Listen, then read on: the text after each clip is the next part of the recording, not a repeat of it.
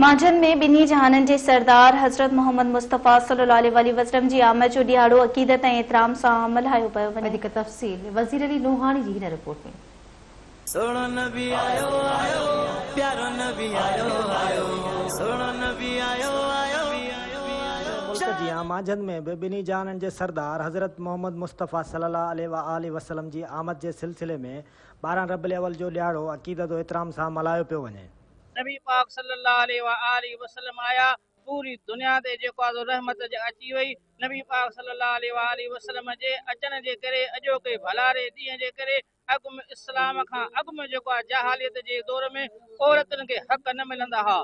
औरतूं जेके आहिनि ज़िंदा ॼमंदी हुई ज़िंदा पूरे छॾींदा हुआ, पर नबी पाक सल्लल्लाहु अलैहि वसल्लम जे अचण जे करे उन्हनि औरतुनि खे हक़ मिली विया, ग़रीबनि खे मिस्कीननि खे हक़ मिली विया। हिन साल बि जश्न ईद मिलाद नबी वॾे जोश ऐं जज़्बे शौक़ ऐं ज़ौक़ सां अदब एतिराम सां मल्हायो पियो वञे, जंहिंमें तव्हां ॾिसी रहिया आहियो त नंढड़ा ॿार नौजवान ॿुढा हिन अॼोकी रैलीअ में शरीक आहिनि। मांझंदनि जा माण्हू आका नामदार सां मुहबत कनि था ऐं इहो मुहबत जो इज़हार हिन तरह सां बि कनि था। नबी मांझंद शहर में खोड़ सारा तहलके लेवल ते ऐं ज़िले लेवल ते माण्हू शिरकत कंदा आहिनि। जीअं क़ुरान शरीफ़ में आहे त अम्मा बिनेमत रब्बिका फहदिस, यानी नेमतुनि जो घणे खां घणो चर्चो कंदा कयो।